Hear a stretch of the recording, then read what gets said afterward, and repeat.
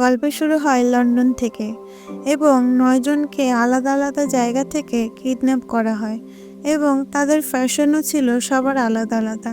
তাদের মধ্যে একজন ছিল পুলিশ অফিসার, আর কিছু মহিলা, কিছু পুরুষ।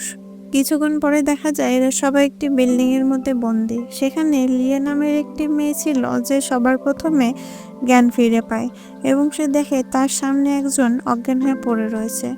এরপরে সে বিল্ডিংটা চারপাশে দেখতে নিলে দেখতে পায় চারপাশে আরও লোকজন বেহুশ হয়ে পড়ে রয়েছে এবং সে দরজা খুলতে গেলে দেখতে পায় দরজাটা পুরো ব্লকড এবং সে আশেপাশের জানলাগুলো চেক করতে গেলে দেখে সেগুলো পুরো বন্ধ হয়ে রয়েছে।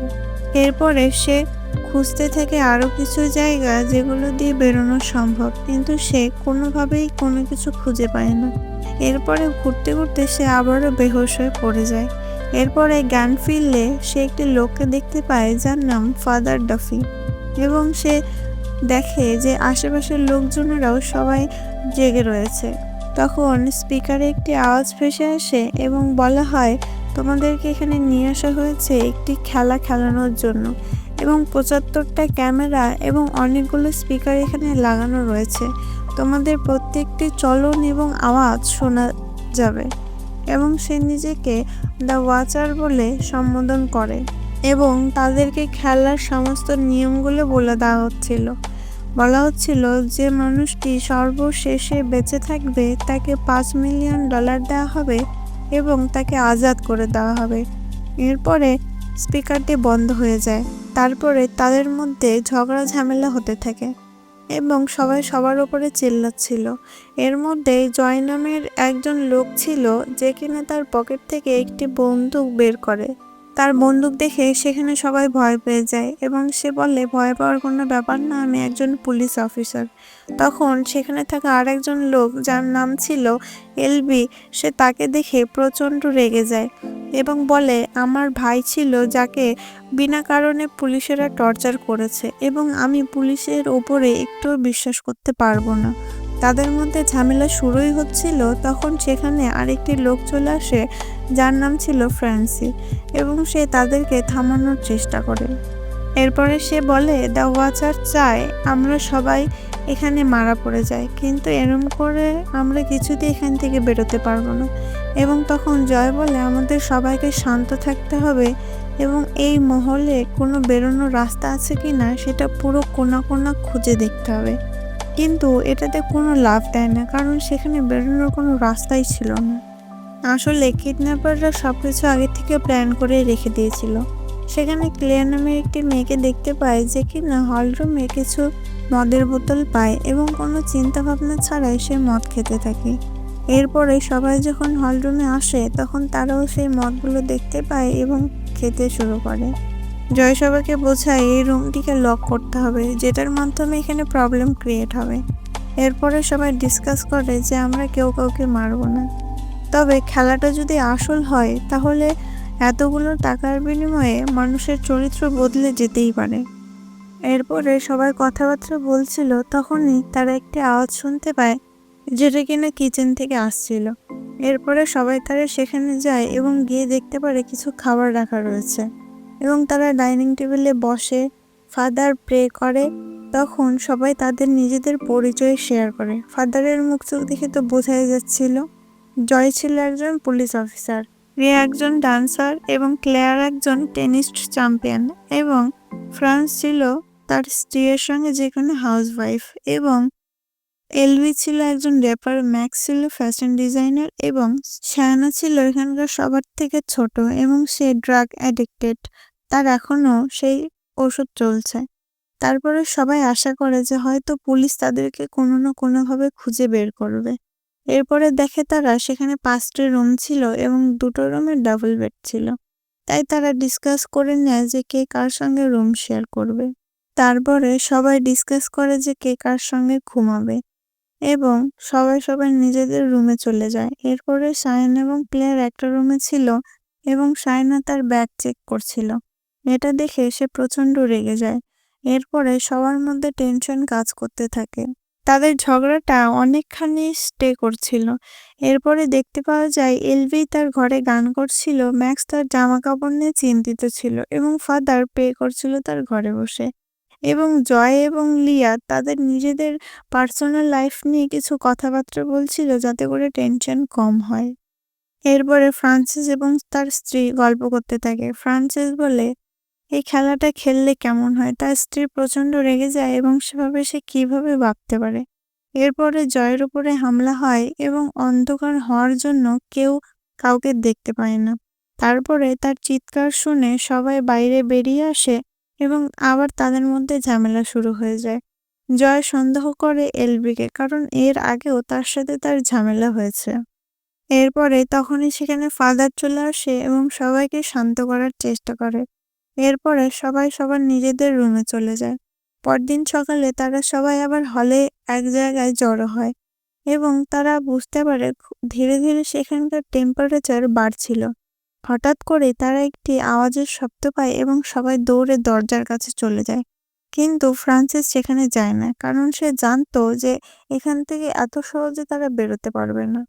ধীরে ধীরে সে ওয়ার্কস্টে আসা বন্ধ হয়ে যায় এবং তারা প্রচণ্ড হতাশ হয়ে যায়। এরপরে ফাদার, লিয়া এবং জয় ছাড়া সবাই সেখানে ড্রিঙ্ক করতে থাকে এবং বক্সে গান চালিয়ে নাচ করতে থাকে। এরপরে ফ্রান্সিস লিয়ার সঙ্গে ফ্ল্যাট করতে থাকলে লিয়া তাকে বলে যে ভুলে যেও না তোমার একটা স্ত্রী রয়েছে। এরপরে সে তার নিজের ঘরে চলে যায়। ওয়াশরুমে এসে সে একটি প্ল্যান বানায় এবং একটি কাচের বোতলকে ভেঙে হাতিয়ার হিসেবে সে বোতলের টুকরোগুলোকে একটি জায়গায় লুকিয়ে দেয়। এরপরে সে যখন বাইরে আসে তখন দেখে এলবি এবং তার স্ত্রী নেশায় চুর হয়ে গেছিল এবং তাদের ঘনিষ্ঠতা বেড়ে গিয়েছিল। এসব কিছু দেখে সে প্রচণ্ড রেগে যায় এবং কোনো কিছু ভাবনা চিন্তা ছাড়াই এলবির সঙ্গে ঝামেলা করতে শুরু করে দেয় এবং তাদের মারপিট লেগে যায়।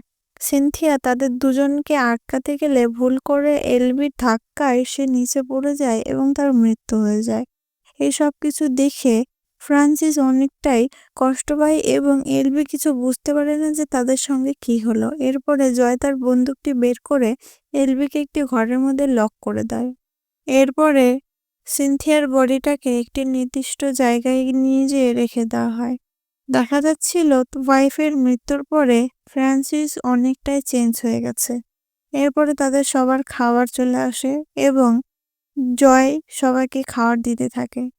এলবির প্রচণ্ড খিদে পেয়েছিল, তাই সে তার নিজের ভাগের খাবারটা চাইছিল। জয়কে সবাই মানিয়ে নেয় যে তার খাবারটা যেন তাকে দেওয়া হয়।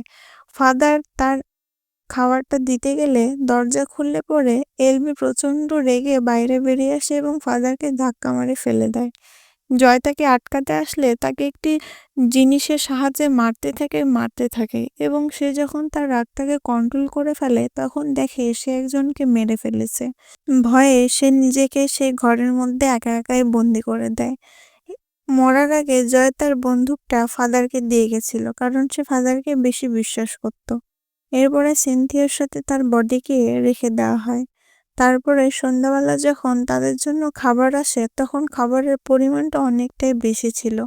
এটাতে বোঝা যাচ্ছিল যদি কেউ মারা যায় তাহলে তাদের ইনাম হিসেবে তাদেরকে বেশি খাবার দেওয়া হবে। যত সময় যাচ্ছিল সবাই সবার শত্রু হয়ে উঠছিল, কেউ কাউকে বিশ্বাস করতে পারছিল না, এমনকি তারা একসাথে খাবারও খাচ্ছিল না, শুধুমাত্র ফাদার এবং লিয়া ছাড়া। এরপরে ফ্রান্সিস এলবির জন্য খাবার নিয়ে যায় এবং এলবি এটা দেখে অবাক হয়ে যায়, কারণ তার জন্য তার স্ত্রী মারা গিয়েছে। এরপরে সিন আমাদেরকে দেখানো হয় না। তারপর ফাদার এবং লিয়া যখন তাকে দেখতে যায় তাকে দেখতে পায় তার মৃত্যু হয়ে গেছে। মনে হচ্ছিল সে নিজেকে মেরে ফেলেছে। সবাই যখন এই ব্যাপারটা জানতে পারে তখন সবাই অনেক ভয় পেয়ে যায় এবং সবাই ফ্রান্সিসকে দোষারোপ করতে থাকে, যে কিনা ফ্রান্সিস বলে আমি তো এসবের বিষয়ে কিছু জানি না। সে ম্যাক্সকে দোষায়, কারণ এলবি যেই কাপড়টা দিয়ে ফাঁসি লেগেছে সেটা ম্যাক্সের ছিল। এরপরে ফাদার এসে সবাইকে চুপ করায় এবং বোঝাতে থাকে এখানে কেউ কাউকে বিশ্বাস করতে পারছে না। এরপরে তারা সেই বডিটাকে একটি নির্দিষ্ট জায়গায় নিয়ে এসে রেখে দেয়। এরপরে ফ্রান্সিসকে দেখতে পাওয়া যায় সে তার স্ত্রীর লিপস্টিক পরছিল এবং অস্বাভাবিক ব্যবহার করছিল। তারপরে শাইনাং এবং ক্লেয়ার একসাথে খুশি ছিল না। আবারও সে তার ব্যাগ চেক করলে সে অনেকটা রেগে যায় এবং তাদের মধ্যে মারামারি শুরু হয়। ক্লেয়ার শাইনিংকে একদম মেরে ফেলে। এরপরে লিয়া যখন বাথরুমে ছিল তখন সেখানে ফ্রান্সিস চলে আসে এবং সেখানে ইলেকট্রিক শক দিয়ে তাকে মারার চেষ্টা করে। এরপরে সে মাটিতে পড়ে যায়। ফাদার ম্যাক্সকে বোঝাতে থাকে যে দেখো, আমাদেরকে বেঁচে থাকতে হলে একসঙ্গেই থাকতে হবে। কিন্তু ম্যাক্স এটাতে কিছুতেই রাজি হয় না। সে শর্ত দেয়, যদি এই কাজটা আমাকে করতে হয় তাহলে আমাকে সবার থেকে বেশি খাবার দিতে হবে। কিন্তু ফাদার সেটাতে রাজি হয় না, কেননা সবার সাথে তাহলে অন্যায় করা হবে। এরপরে ম্যাক্স সেখান থেকে কিছু খাবার চুরি করতে থাকে। বাধ্য হয়ে ম্যাক্সের ওপরে ফাদারকে সেই বন্দুকটা ধরতে হয়। তখন বাধ্য হয়ে ম্যাক্স তার শর্তে রাজি হয়ে যায়। এরপরে তারা যখন রান্নাঘরের দিকে যাবে তখন করিডোরে শায়নানের মৃত্যু বডি দেখে ম্যাক্স দৌড়ে চলে যায় রান্নাঘরের দিকে। এদিকে এক কোণে ক্লেয়ার বসে চুপচাপ ভাবে ছিল এবং সে বলে, আমি আমার নিজেকে রক্ষা করার জন্য এসব কিছু করেছি। এরপরে যখন তারা ঘরে যাবে তখন দেখে লিয়াও মরে পড়ে রয়েছে। এটা দেখে ফাদার অনেকটাই কষ্ট পায়। এরপরে এসব কিছু দেখে ক্লেয়ার একটি জায়গায় গিয়ে লুকিয়ে পড়ে। তখন ফ্রান্সিস এসে এমন ভাব করে সে মনে হয় জানেই না যে লিয়াম মারা গেছে। তখন ফাদার সবকিছু বুঝতে পারছিল এবং ফ্রান্সের দিকে বন্দুকটা ধরছিল। ফাদার চাইছিল না যে তাকে মারতে, কিন্তু ফ্রান্সিস এমন ভাব করছিল এবং তাকে প্রচণ্ড রাগিয়ে দিয়েছিল, তাই ফাদার গুলি চালিয়ে দেয়।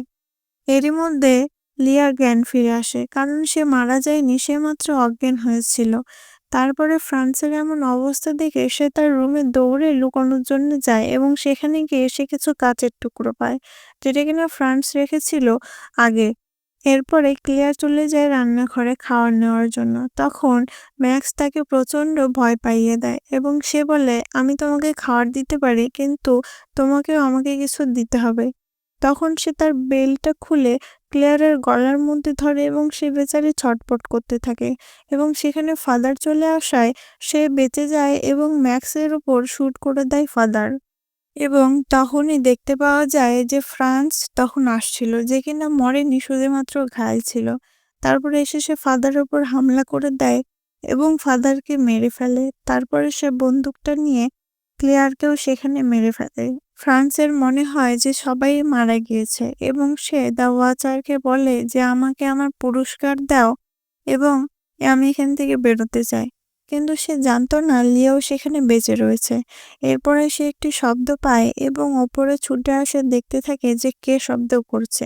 লিয়া বুঝতে পারে তাকে মারতে আসা হচ্ছে। সে সাবধান হয়ে যায় এবং একটি কাচের টুকরো দিয়ে তার পায়ে সে আবারও আঘাত করে। এরপরে সে লুকিয়ে পড়ে। ফ্রান্স তাকে খুঁজতে খুঁজতে সেখানে চলে আসে এবং তারা দুজনেই ব্যালকনি থেকে পড়ে যায়। যেহেতু ফ্রান্সের উপরে লিয়া ছিল তাই সে বেঁচে যায় এবং ফ্রান্স সেখানেই মারা যায়। এরপরেই সে ফ্রন্ট দরজাটি ধীরে ধীরে খুলতে থাকে।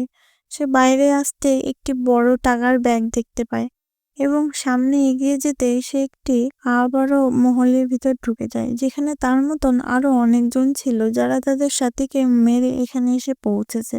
এখানে হয়তো আবারও একটি খেলা শুরু হবে, যেই খেলার মধ্যে হয়তো কেউ বেঁচে থাকবে না, কিন্তু এই খেলাটা চলতে থাকবে। তো এই সাসপেন্সের সাথে এই মুভিটি আজকে শেষ হয়ে যাচ্ছে। তো ভিডিওটি কেমন লাগলো অবশ্যই কমেন্ট করে জানাবেন। চ্যানেলে নতুন হলে চ্যানেলটিকে অবশ্যই সাবস্ক্রাইব করে দিবেন এবং ভিডিও ভালো লাগলে একটি লাইক করে দিবেন। তো দেখা হচ্ছে আবার একটি নতুন মুভি এক্সপ্লেনের সাথে। ততদিন সবাই ভালো থাকবেন, সুস্থ থাকবেন।